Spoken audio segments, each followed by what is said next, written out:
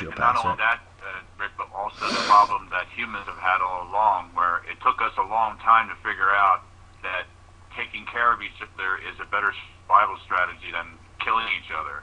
The early hominids were tribal and regional and defending their group or their area, and if you were the stronger, you could go in there and take whatever food they had, and there's like all this stuff going on. And finally, after a long, long time, we figured out, well, it might be better if we just lived together in a village and shared the fruits of our hunts and our growing, and the cooperation became something that had a survival advantage. And again, this is the thing that one of the main points that makes it so difficult to imagine we can even accomplish this, because if you think about the Homo sapiens when they finally came along, some 30, 40,000 years ago, they had the exact same brain, exact same nervous system, the exact same sensory capabilities that we have now, but they didn't do anything to demonstrate that they were conscious at all.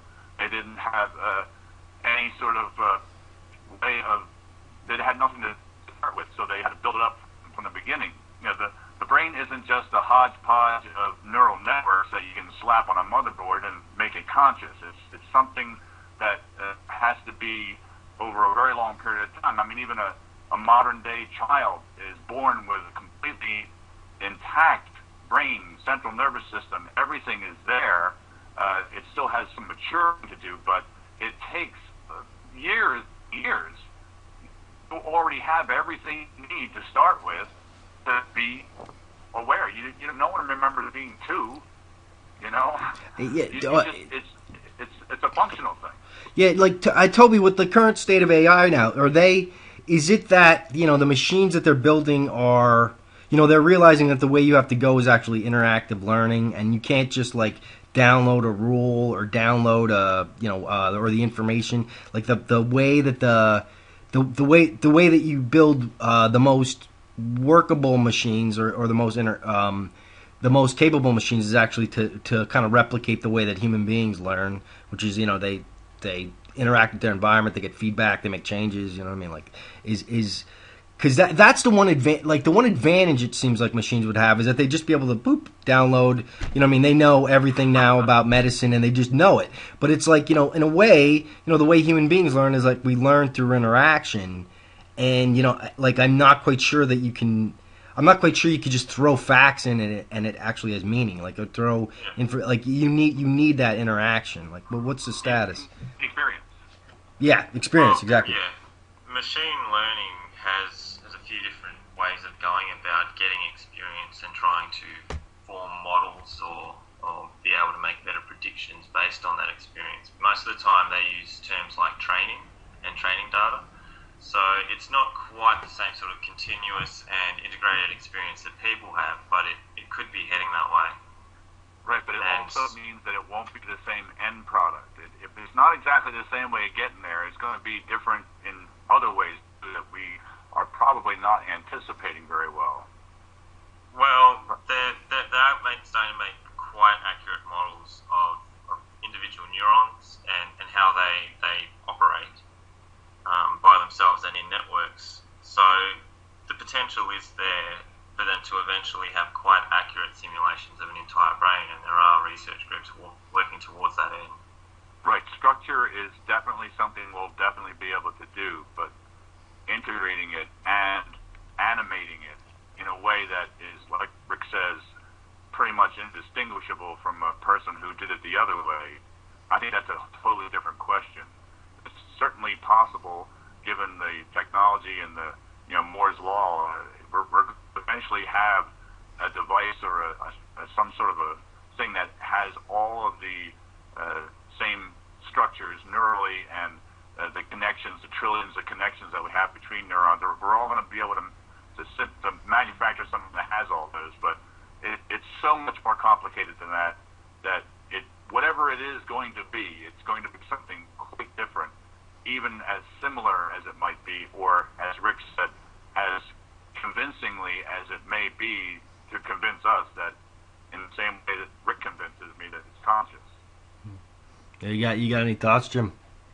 Well, the whole idea idea about somehow or other you can model, if you model all the individual neurons, you can somehow or other recreate the brain, right?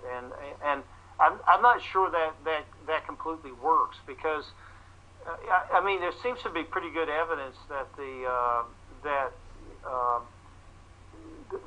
neurons don't necessarily have some fixed function. For example, if somebody suffers a stroke and some part of their brain related to speech is damaged, right? Well, then it's quite common that the person still regains some ability at speech, maybe even full ability at speech, or certainly significant ability at speech, because the brain dynamically repurposes neurons to do other functions.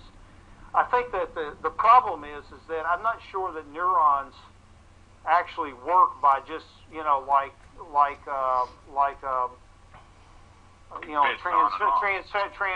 transistor or a vacuum tube or whatever. Back in my days, there were vacuum tubes, where there's a series of inputs and a series of outputs, and this neuron does this, right? It seems to me almost as if the brain works by there's sort of a constant reprogramming of the neurons themselves, so that neurons that were one time doing one function can be dynamically turned into doing some other function. It's possible that we may be able to recreate that capability also, but just simply taking the neurons and reproducing them, I don't know that gets you where you want to be, right, in the long run. Yeah, absolutely, and they are really focusing quite a lot now on what's usually called plasticity, the changes in the connections. That's where they see most of the action happening, is changes in the strengths between connections between different neurons, and that seems to be what's responsible for encoding a lot of the representations and changing the function of those neurons, because, as you say, the neurons in isolation don't represent anything. They don't mean anything if they fire or not, but it's within a system and those connections that inform exactly what the neuron activating represents.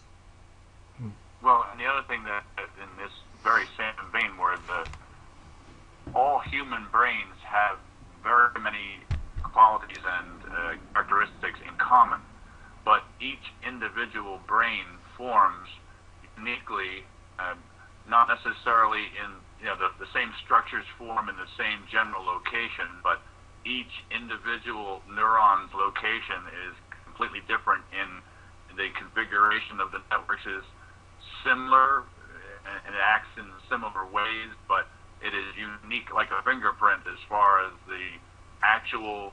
If you couldn't, like, if you just held my head still and pinpointed the location of every neuron, and then you went and did it again artificially, it wouldn't be me. It would be something very similar to me, but it wouldn't be me.